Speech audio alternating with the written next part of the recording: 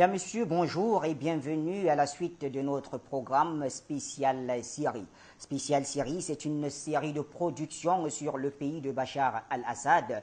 Production Afrique Média en étroite collaboration avec EOD TV, l'organisation de notre ami Luc Michel. Luc Michel qui est donc dans la capitale syrienne à Damas avec son équipe EOD, l'Eurasian Observatory for Democracy and Election, où ils ont supervisé l'élection présidentielle qui a vu être reconduit à la tête de cette grande nation, le président Bachar al-Assad. Et donc, en première partie de cette émission, ce programme, nous allons retrouver Luc Michel qui est dans le grand hôtel Damas Rose, au cœur même de Damas et de sa vie politique. Nous allons interroger Luc Michel qui nous expliquera et il décryptera l'actualité syrienne, la véritable vie et l'actualité syrienne, donc comme je le disais, notamment au niveau géopolitique. Luc Michel, bonjour. Déjà, nous allons entrer avec cette première question. La Syrie de Bachar al-Assad, est-ce une dictature, comme le disent les Occidentaux? Sinon, quelle est la vérité dans la vie politique de ce côté-là? Bachir, l'interview du président du Congrès populaire, donc, qui est le Parlement syrien, est révélatrice évidemment de l'attente de la classe politique syrienne. Il y a une chose tout d'abord qu'il faut clairement définir, la Syrie n'est pas une dictature et ce n'est surtout pas la dictature d'un seul homme. Vous connaissez les grands discours des médias occidentaux, Bachar est un dictateur, Poutine est un dictateur, moi je suis l'ami des dictateurs évidemment. Ça c'est bien pour un public qui a peu de culture politique, mais ça ne l'est pas ici. La Syrie est un système politique multiparti depuis les années 70, c'est-à-dire que le Baas qui a fait la révolution de 1963 a rapidement été confronté notamment à l'opposition des différentes forces communistes. Il y a actuellement plusieurs partis communistes en Syrie. Il y a eu aussi des Nassériens qui évidemment étaient opposés aux bases depuis l'échec de la République arabe unie entre l'Égypte et la Syrie au début des années 60, qui a été l'une des grandes tragédies du monde arabe. Et à l'intérieur même du parti Baas, il y avait des oppositions, puisque le Baas a pris le pouvoir en 63, son aile gauche, et on peut même dire gauchiste, s'en est emparée en 1966, en chassant la direction orthodoxe. Celle-ci a pris le pouvoir en 1968 en Irak, avec notamment le général Bakr et Saddam Hussein. Et en Syrie même, en 1970, donc le général Hafez el-Assad, le père de Bachar el-Assad, a lui-même lancé un mouvement dit de rectification qui était en fait une tentative de dégauchiser le Baas, les éléments éliminés au fur et à mesure, reconstituant des forces politiques. Il n'existe pas de puissance politique sans tendance. En Union soviétique, par exemple, le Parti communiste de l'Union soviétique était un parti unique, mais il y avait des tendances. Il y en a toujours eu, notamment la fameuse tendance nationale patriote, qui actuellement est revenue en partie au pouvoir depuis quelques années avec Vladimir Poutine.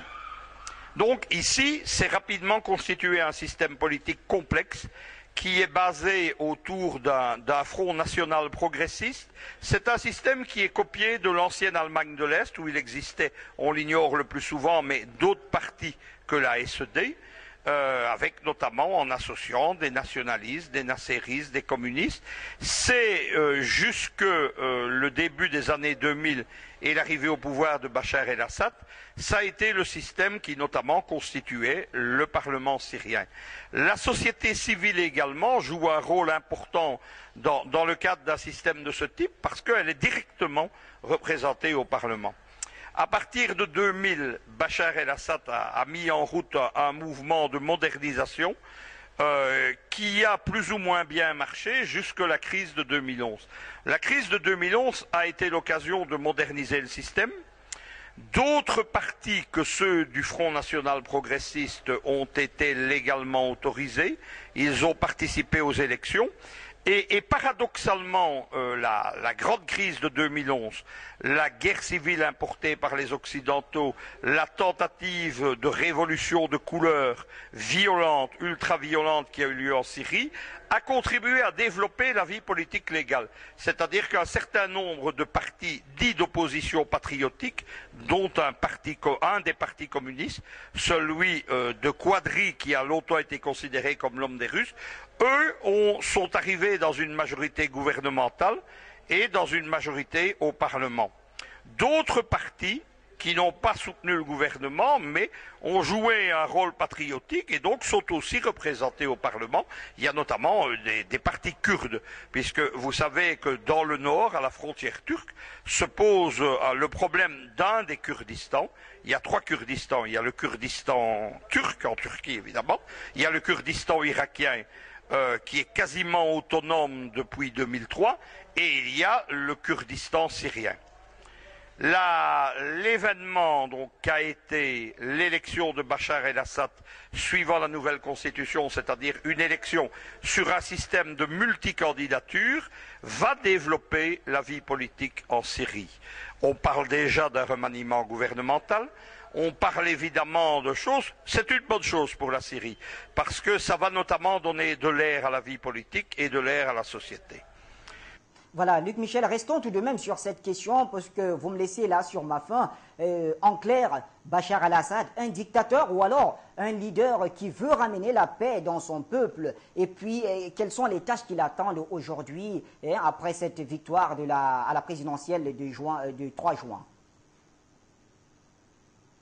La preuve que Bachar el-Assad n'est pas un candidat de dictature, ni le représentant d'une dictature, ni même un dictateur isolé, c'est cette élection.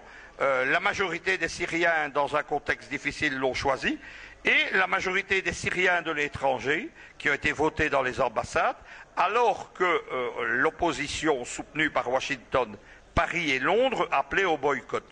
Les Occidentaux s'en sont vite rendus compte d'ailleurs, probablement sur base de sondages, puisque l'Allemagne de Mme Merkel, qui donne des leçons de démocratie en Russie ou en Ukraine, a interdit le vote à l'ambassade, et la Belgique et la France, ces grands donneurs de leçons de droits de l'homme, l'ont également interdit. Partout, les Syriens ont pu voter, et spectaculairement au Liban, ils ont choisi Bachar el-Assad.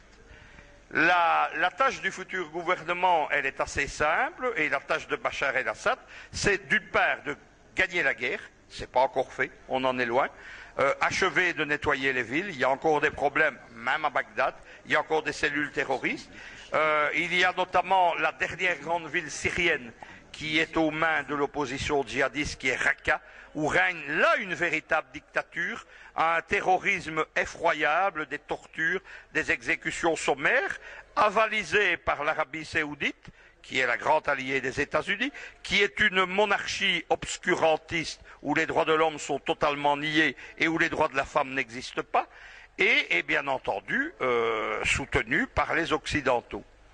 La deuxième tâche, évidemment, c'est la concorde nationale, c'est-à-dire qu'il s'agit notamment de mettre en application une série de lois d'amnistie, ces lois d'amnistie visant à réamener dans la vie politique et dans la vie civile des Syriens qui ont pris part les armes à la main, qui ont combattu le gouvernement, mais qui l'ont fait de manière propre, si on peut dire, c'est-à-dire qui n'ont pas participé aux tortures, aux exécutions sommaires. Ça, c'est la deuxième tâche du gouvernement. La troisième, évidemment, ce sera la reconstruction de la Syrie. La Syrie est malheureusement en grande partie détruite. Nous connaissons tous les images effroyables d'Alep et d'Homs que l'armée arabe syrienne vient de libérer. Mais heureusement, si on peut dire, l'argent est là pour la reconstruction. Il y a de l'argent en Syrie même, puisque il y a toujours eu notamment des productions de gaz et de pétrole, malgré les vols qui ont été opérés depuis la frontière turque. Il y a également des capitaux russes qui sont disponibles, et on sait que d'autres pays, notamment l'Iran, est disponible pour ce faire.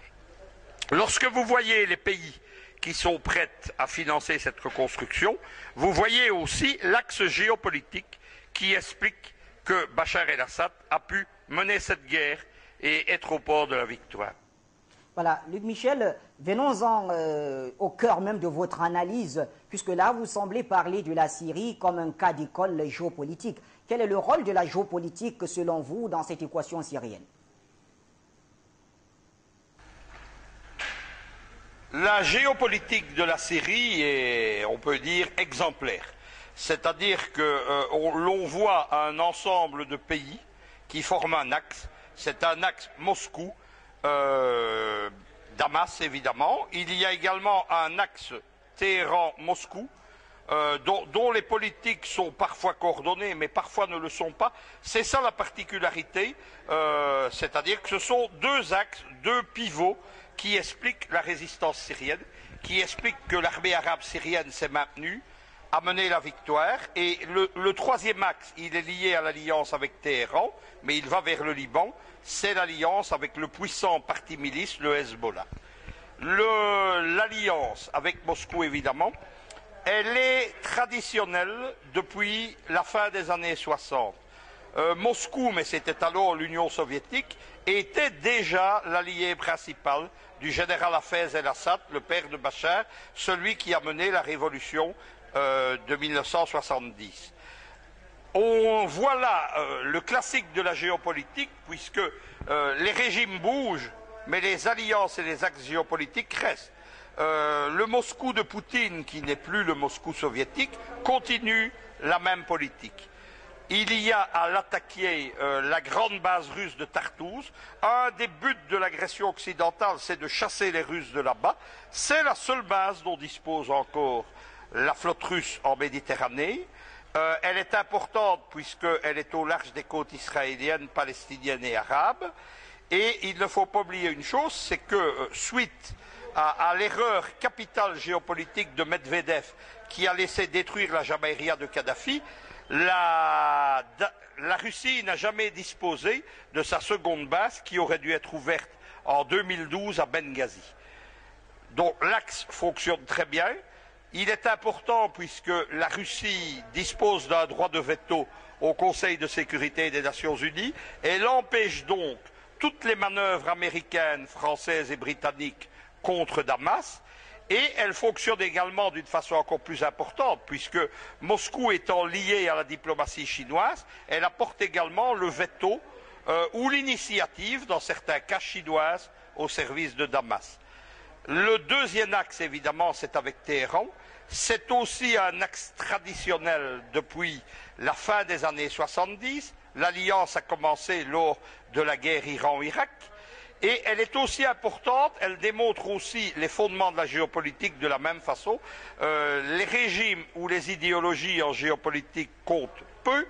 Ce qui compte, c'est la nature des relations entre puissances, entre États. Il y a d'immenses différences entre l'Iran de la révolution islamique, qui est une théocratie, et même si elle a des éléments de système parlementaire, et le régime bassiste, qui est basé sur un parti, le Parti Baas, qui a été la tentative la plus approfondie d'installer la laïcité dans le monde arabe, et avec un système multireligieux où les principaux fondements idéologiques sont considérés, par exemple, par les wahhabites de Téhéran comme étant de l'athéisme.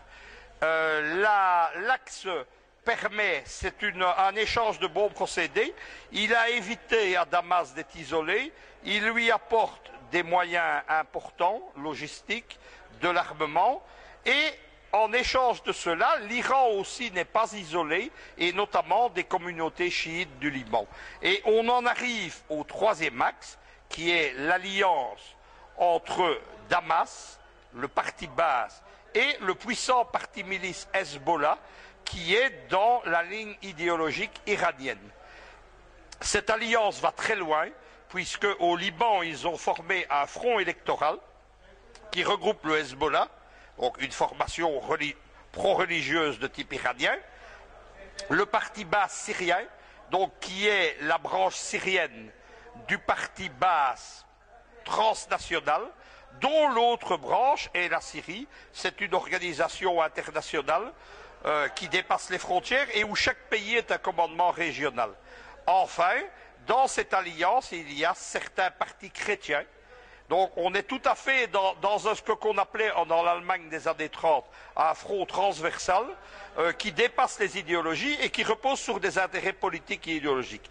Qu'a apporté le Hezbollah à Damas? Il lui a apporté le fait que la frontière n'a jamais pu être fermée, que la route qui est vitale pour les approvisionnements de Damas, de la frontière à Damas, il y a moins d'une heure de route, la frontière n'a jamais été fermée, la route a été défendue, et loin de la légende, il y a une légende actuellement qui dit que Bachar el-Assad se battrait uniquement avec des forces du Hezbollah. C'est pas exact. Les forces du Hezbollah se sont maintenues sur la frontière, de part et d'autre, mais elles ont mené une action décisive, notamment lors des batailles pour contrôler deux villes stratégiques qui sont Al-Qusair et Kalamoun, qui sont les deux grandes victoires.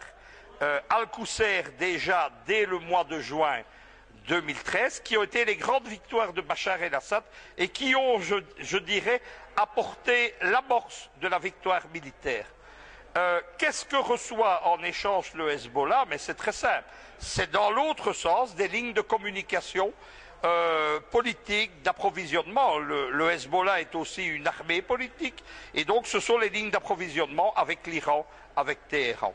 C'est en se basant sur cette forteresse géopolitique que Bachar el-Assad s'est maintenu au pouvoir et a organisé la reconquête de son pays sur les forces djihadistes. Voilà, brillante démonstration donc de la Syrie comme étant un cas d'école dans la géopolitique internationale. Luc Michel, nous restons avec vous. Nous revenons, si vous le permettez, à cette élection présidentielle du 3 juin. Aujourd'hui que tout est fait, quelle peut être la suite et quelle en est la suite et même les conséquences s'il y en a? Bachir, évidemment, on peut tirer des enseignements que je qualifierais de fondamentaux de tout ça. La victoire à la présidentielle, mais la présidentielle elle-même, telle qu'a été organisée, est elle-même une victoire politique et diplomatique, va permettre à Bachar el-Assad de passer à la nouvelle phase, c'est-à-dire d'essayer d'en terminer militairement avec les djihadistes et aussi avec l'opposition qui n'acceptera pas la réconciliation nationale. C'est en se basant sur ces alliances géopolitiques, mais aussi sur la légitimité que lui apporte maintenant son élection, que Bachar el-Assad va pouvoir mener tout cela. C'est quelque chose qui ne va pas être facile. On a vu les réactions des Occidentaux, ils nient toute légitimité à l'élection. On a vu aussi, c'est significatif, Nasrallah, le chef du Hezbollah, dès le lendemain de l'élection, répondre directement à Clinton. On est aussi dans l'affrontement de deux fronts géopolitiques, et donc la victoire n'est pas encore ni gagnée ni assurée. Les Occidentaux ont toute une série de projets pour relancer la guerre, notamment non plus depuis la Turquie, mais depuis la Jordanie.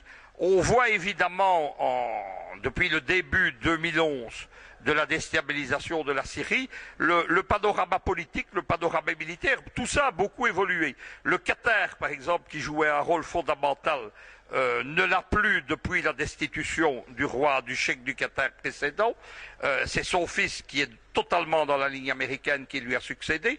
Les Saoudiens jouent un pas de deux entre la France, la politique française étant au service des Saoudiens actuellement et des monarchies du Golfe, et entre les Américains dont l'agenda parfois varie un peu.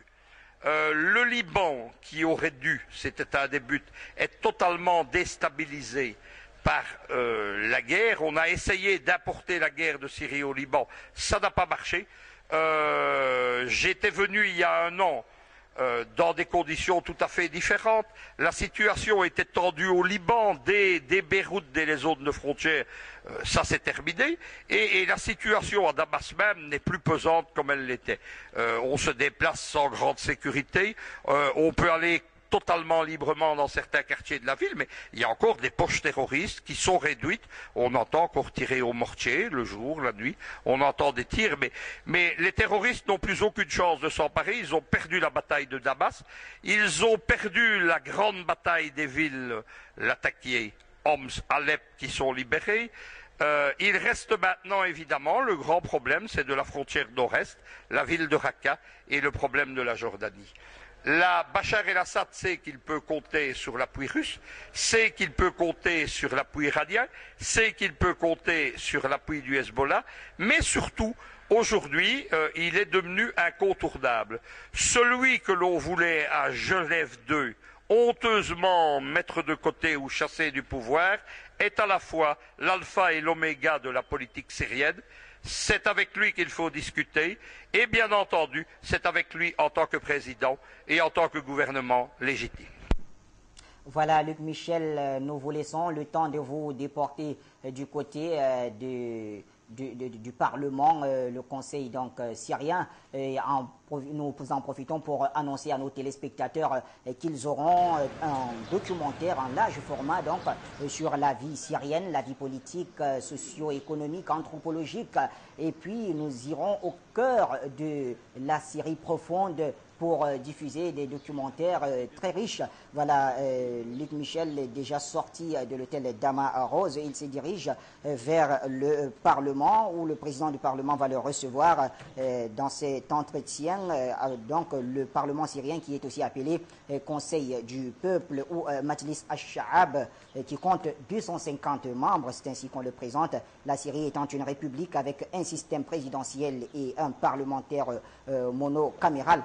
Le président du Parlement élu en 2012, Mohamed Jihad Laham, appelé aussi le speaker à la britannique, est un avocat, on le présente ainsi, membre de la direction du parti Ba'ath arabe, le BASP, donc, ou parti de la Renaissance arabe, qui est aussi le parti dirigeant, mais pas unique, il faut le rappeler, depuis la révolution de 1963, Bachar al-Assad en étant le secrétaire général. Après donc avoir reçu la mission d'EOD, l'Eurasian Observatory for Democracy and Election, le président du Parlement, qui est le numéro 2 du pays, reçoit Luc Michel dans un entretien exclusif et privé pour Afrique Média, la télévision panafricaine. Nous allons suivre donc l'entretien de Luc Michel avec le président du Parlement, Mohamed Laham. Tu es prêt ? Merci, Monsieur le Président, pour ce point. Je représente ici les téléspectateurs d'une grande télévision panafricaine qui s'appelle Afrique Média TV. Il y a en Afrique des millions de supporters pour le président Bachar el-Assad, les Africains considérant que son combat est celui de la liberté contre le néocolonialisme. Ma première question, l'élection du président Bachar el-Assad, qui est un grand succès diplomatique pour votre pays, ouvre un nouveau cycle politique. Quelles vont être vos priorités politiques actuelles? أول شيء بدي أقول إنه جاي من محطة أفريقية كثير في الأفريقيين بدعموا الشعب السوري وسوريا وعم بيقول إنه بعد الانتخابات الرئاسية شو حتكون الأولويات بالنسبة لسوريا بعد هذا النجاح المنقطع النظير. النجاح المنقطع النظير هو دليل شعبية السيد الرئيس ودليل على أن السيد الرئيس سياسته وسياسة الدولة في محاربة الإرهاب يتوافق معها الشعب السوري. Normalement, ce succès politique des élections présidentielles prouve que le peuple syrien supporte le président al-Assad et que sa politique contre le terrorisme est bien tenue. والسيد الرئيس بشار الأسد في كل كلماته لم يتغير نهجها ولم تتغير خطواتها ولم تتغير أهدافها فهو يقول دائما هو يمتثل وينفذ إرادة الشعب. Bon, le président al-Assad n'a pas changé d'opinion depuis le début de cette crise en Syrie et il est toujours à côté de son peuple. الإصلاحات تسير في سوريا بوتيرة كبيرة بعيدا عن الحرب الكونية والإعلامية التي نتعرض لها على أيدي الإرهابيين التكفيريين. Les réformes en Syrie marchent parallèlement avec la défense de la Syrie contre le terrorisme. لدينا قانون أحزاب وقانون انتخابات عامة وكثير من القوانين نصدرها استجابة لمتطلبات الشعب السوري. Le président Al-Assad a fait plusieurs lois et décrets qui vont avec l'espoir à ce que aspire le peuple syrien. استنادا لدستور الجمهورية العربية السورية وبعد فوز الرئيس بشار الأسد بولاية دستورية جديدة لابد أن يكون هناك حكومة جديدة. Alors après la présidentielle et la victoire de Bachar al-Assad, il faut qu'il y ait un nouveau gouvernement.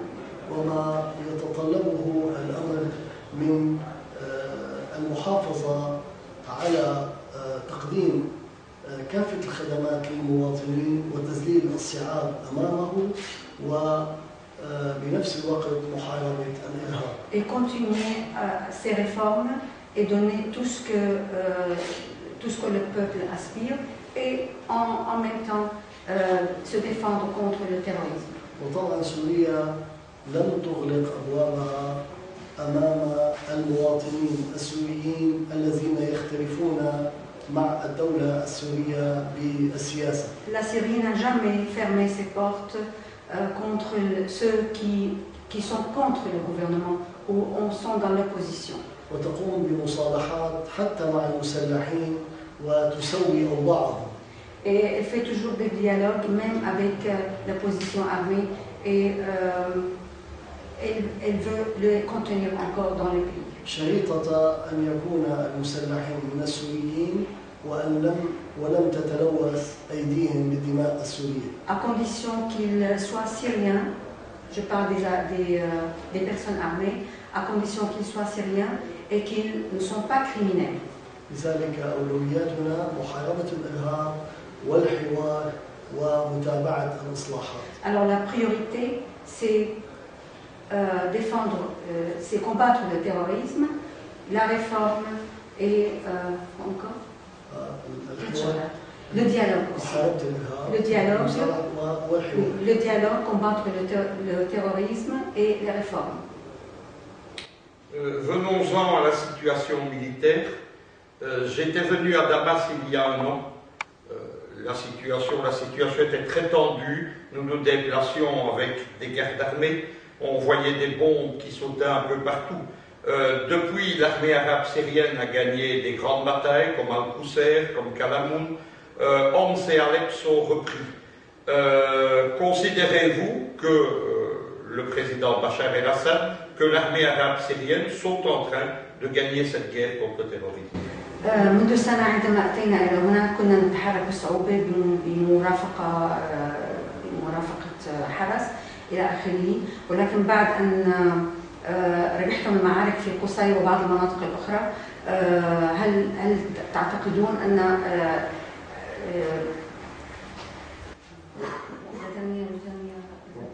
considérez-vous que donc l'armée arabe syrienne est en train de gagner la bataille du terrorisme? هل تعتقدون أن الجيش العربي السوري يربح المعركة ضد الإرهابيين؟ نحن لا نعتقد، وإنما هو واقع، هو يربح. ليست العملية هي عملية اعتقاد أو عدم اعتقاد، هي عملية أدلة على الأرض. الجيش العربي السوري عندما يريد أن يدخل أي مكان فإنه يدخل ويستطيع أن يسيطر تمهيدا لإعادة الأهالي إلى المكان الذي كان يتواجد فيه الإرهابيون. Alors nous sommes sûrs que l'armée arabe syrienne gagne la guerre. Oui. Parce qu'à chaque moment ou à chaque place qu'ils entrent, ils gagnent contre les terroristes et ils prennent la place. وليعطيك مثالا عمليا، حمص القديمة، أحياء حمص القديمة عندما خرج منها المسلحين استنادا إلى تسوية تمت معه. كيف كان الآلاف من العائلات تعود إلى مساكنها وتعود إلى بيوتها رغم ما تعرضت له من خراب وتدمير. Alors je vous donne un exemple. Quand l'armée syrienne a libéré les quartiers de Homs, comment toutes les familles syriennes avaient l'intention de rentrer chez eux, et beaucoup d'eux aussi sont rentrés à Homs. ومع ذلك الدولة السورية ورئيس بشار الأسد أصدر حتى الآن 7 قوانين عفو عن المسلحين. Et malgré tout ça, le président al-Assad a fait une loi de clémence contre ces armées. وهناك آلاف كثيرة تم العفو عنها وعادوا إلى حياتهم الطبيعية، ومنهم من انخرط في لجان الدفاع الوطني للدفاع عن حيه ومنطقته وقريته. Alors, il y a un grand nombre de ces gens qui appartiennent à l'armée, à l'opposition armée, qui sont revenus et défendent leur quartier et leur pays maintenant. ولكن للأسف الصورة لا تصل إلى الخارج بسبب حجم التضليل والتزييف والآلة الإعلامية التي لا تنقل الحقيقة ولا الموضوعية ولا تنقل الرأي الآخر. Alors malheureusement, les médias ne sont pas sincères, ils transportent toujours des mensonges. Ils ne disent pas la vérité. نحن في زمن لن يعد الإعلام إعلاما موضوعيا، وإنما يخدم سياسات الدول ولا يعطي الصورة الحقيقية ليطلع الشعوب على الواقع. Alors les médias expriment seulement la politique de quelques pays et ne donnent pas aux autres peuples la vérité. حتى أن القنوات الفضائية السورية حجبت عن الأقمار الصناعية الأوروبية والأمريكية والعربية. Oui, les chaînes satellites syriennes ont été bloquées pour d'autres pays. هذا الإعلام يصور للعالم على أن الرئيس بشار الأسد والجيش العربي السوري يقوم بقتل الشعب السوري. Alors ces médias transportent aux autres peuples, aux autres pays, que le président al-Assad et l'armée arabe syrienne tuent le peuple syrien. في حين أن الحقيقة هي عكس ذلك. Mais la vérité c'est contre. ودليل ذلك أكثر من 11 مليون ونصف المليون صوتوا للرئيس بشار الأسد رئيسا للجمهورية. Et la preuve que plus que 11 millions de Syriens ont voté et ont choisi le président al-Assad. أي أن الرئيس بشار الأسد صوت معه 73 كسور بالمية من عدد الناخبين الذين يحق لهم التصويت. 73 des électeurs ont choisi le président al-Assad. يعني من مجمل الناخبين. Oui, il a pris les voix. وحصل على نسبة 88.7 من الذين أدلوا بأصواتهم. Et 88,7% de ceux qui ont donné leur voix. رغم الظروف الأزمة التي تعصف في سوريا. Malgré la crise en Syrie, malgré les bombes partout. دليل أن الشعب السوري يعي ما يقول وقد اكتشف أبعاد المؤامرة التي تحاك ضده. Alors c'est la preuve que le peuple syrien et tous ceux qui restent en Syrie se rendent compte que c'est un complot contre la Syrie. نتمنى أن تظهر هذه الحقيقة للشعوب قاتلة لكي يعلموا ما تخطط له الإدارة الأمريكية وما تحاول فرض سياساتها على سوريا. Nous espérons que cette vérité va atteindre tous les oreilles des autres peuples et leur montrer ce que les États-Unis ont planifié pour détruire notre pays. Précisément derrière le terrorisme qui est soutenu par les Occidentaux et leurs alliés arabes, derrière la guerre médiatique, il y a un chef d'orchestre qui sont les États-Unis. Comment jugez-vous le rôle des USA, du président Obama qui d'un côté est prix Nobel de la paix, donne des leçons de morale, d'éthique, et à côté de ça organise la destruction de votre pays?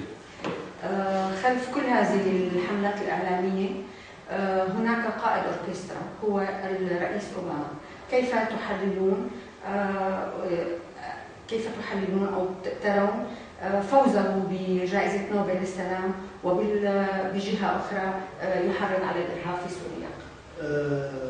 لو كان الشعب الأمريكي على علم واطلاع بما ينفذه الرئيس أوباما من سياسة دعم الإرهاب والتدخل السافر لفرض السياسة الأمريكية على سوريا، لقرر الشعب الأمريكي سحب جائزة نوبل ومطالبته بالتعويض عن الأضرار التي سببتها سياسته في سوريا، طبعا بالتعاون والاشتراك مع السعودية وقطر وفرنسا وبريطانيا. Alors si le peuple américain connaît bien tout ce que Obama fait contre la Syrie, il aurait tiré ce prix de Nobel. Et il est supporté en même temps par l'Arabie Saoudite et Qatar. للأسف هناك تضليل للشعب الأمريكي. فمثلا الحرب والعدوان على العراق أدى إلى قتل الكثير من شباب الأمريكي وجرح كثر. هل قدمت الإدارة الأمريكية إحصائية عن القتلى والجرحى من الجيش الأمريكي للشعب الأمريكي؟ Alors pendant la guerre de l'Irak, beaucoup de jeunes armés sont tués en Irak et blessés. Est-ce que l'Amérique a donné un recensement ou une statistique pour le peuple américain du nombre exact des soldats américains qui sont tués en Irak? هي تخفي هذه الحقائق عن الشعب الأمريكي. Le peuple américain ignore cette vérité. هل تمت محاسبة جورج بوش الابن عندما استخدم وزير خارجيته كولين باول ورفع قارورة في مجلس الأمن وقال هذه عينة من أسلحة الدمار الشامل الذي يمتلكها العراق، وبعد غزو العراق تبين كذب الإدارة الأمريكية؟ هل حسبت على هذا الأمر؟ Personne n'a jugé Bush quand il a conquis l'Irak sous prétexte de posséder des armes nucléaires. للأسف هذا هو الواقع، وكذلك الغرب يتبع الإدارة الأمريكية خدمة لمصالحهم، وكما قلت ليس لديهم سياسة خاصة بهم، وإنما سياساتهم أساءت للشعوب الغربية. Bon, l'opinion européenne n'est pas indépendante, il dépend toujours de la politique américaine et ce qui fait des problèmes entre nous et l'Europe. Ma toute dernière question, notre civilisation en Europe et en Afrique, dans la mesure où l'Afrique suit à la fois la religion musulmane et les religions chrétiennes, notre civilisation, elle est née ici en Syrie. On a longtemps parlé l'araméen, la langue du Christ. Les Européens qui, d'un côté, vous attaquent, soutiennent des organisations terroristes, parlent constamment de sociétés multiculturelles, de sociétés ouvertes, ce qu'est précisément la Syrie du président Bachar el-Assad. Comment jugez-vous ce double discours des Européens? Alors, حضارتنا كأفريقيين وأوروبيين نبعت من سوريا أبو الحضارات. وفي أفريقيا كثير من الشعوب المسيحية، الناس المسيحيين والمسلمين. كيف تحللون هذه الازدواجية في المعايير بالنسبة للأوروبيين؟ طبعا الشعب الأفريقي عانى ما عانى من سياسة التمييز العنصري التي فرضها الغرب عليه، واستطاعوا بعد سنوات طويلة من استعادة حريتهم وفرض السياسة التي تتماشى خدمة مع شعوبهم. للأسف نحن نعيش زمن شريعة الغاب، وزمن فرض السياسات بعيدا عن القانون الدولي وبعيدا عن ميثاق الأمم المتحدة وبعيدا عن احترام حرية وإرادة الشعوب. لذلك لا بد من أن يكون هناك إعلام موضوعي حقيقي حيادي ينقل الصورة كما هي وكما يشاهدها بدون تحريف خدمة لهذه السياسات. عندما نصل إلى هذا الأمر يمكن لنا أن نقول أصبحنا نخدم شعوبنا وأصبحنا موحدين لمحاربة السياسات التي تحاول فرض هيمنتها وفرض سياساتها على هذه الشعوب. Alors, les Africains ont beaucoup souffert jusqu'à ce qu'ils prennent leur liberté. Et maintenant, c'est le tour ou le rôle des médias pour être transparent et transmettre la vérité pour que ces peuples puissent arriver à leur liberté. Je vous remercie. Voilà, c'était donc l'entretien de Luc Michel avec le numéro 2 du pays, le président du Parlement qui est Mohamed Laham, qui nous a donc accordé cet entretien grâce à la collaboration d'EYOD TV, l'organisation de notre ami Luc Michel, Eurasian Observatory for Democracy and Election, pour Afrique Media TV.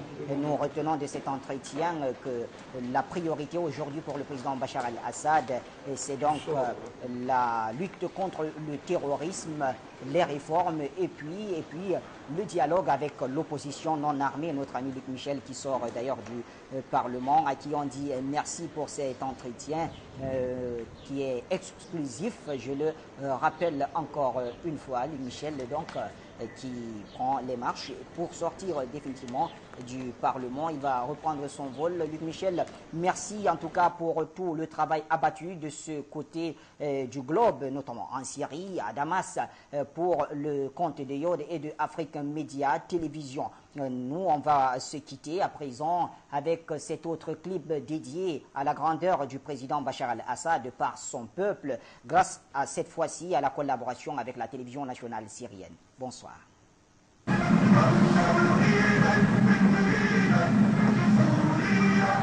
إلا